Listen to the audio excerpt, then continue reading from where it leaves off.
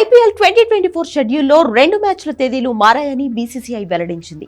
ఈ నెల 15న శ్రీరామనవమి ఉండడంతో ఈ నిర్ణయాన్ని తీసుకుంది.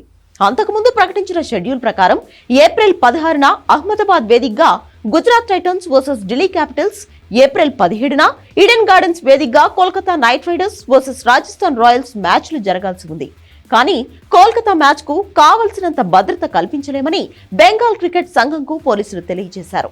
దీంతో ఏప్రిల్ 16న జరగాల్సిన గుజరాత్ వర్సెస్ ఢిల్లీ మ్యాచ్ ను 17వ తేదీకి, అలాగే ఏప్రిల్ 15న నిర్వహించాల్సిన కేకేఆర్ వర్సెస్ ఆర్ఆర్ మ్యాచ్ ను 16వ తేదీకి మార్చారు. తేదీల్లో మాత్రమే మార్పులు చోటు చేసుకున్నాయని, వేదికలో ఎలాంటి మార్పు లేదని స్పష్టం చేసింది. మార్చి 22న ప్రారంభమైన ఐపీఎల్ 17వ సీజన్ మే 26న ముగుస్తుంది. మే 19తో లీగ్ స్టేజ్ మ్యాచ్లు పూర్తి కానున్నాయి. మే 21వ తేదీ నుంచి ప్లే ఆఫ్స్ మ్యాచ్లు ప్రారంభం కానున్నాయి.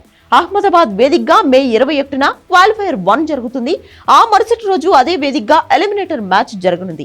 చెపాక్ వేదికగా మే 24న క్వాలిఫైయర్ 2, అలాగే మే 26న అహ్మదాబాద్ వేదికగా ఫైనల్ మ్యాచ్ జరగనుంది. కాగా ప్రస్తుతం రాజస్థాన్ రాయల్స్ పాయింట్స్ టేబుల్లో టాప్ లో నిలిచింది. ఆడిన 3 మ్యాచ్ల్లో విజయం సాధించింది. కోల్కతా నైట్ రైడర్స్ 2వ స్థానంలో ఉంది. కేకేఆర్ ఆడిన 2 గెలిచింది.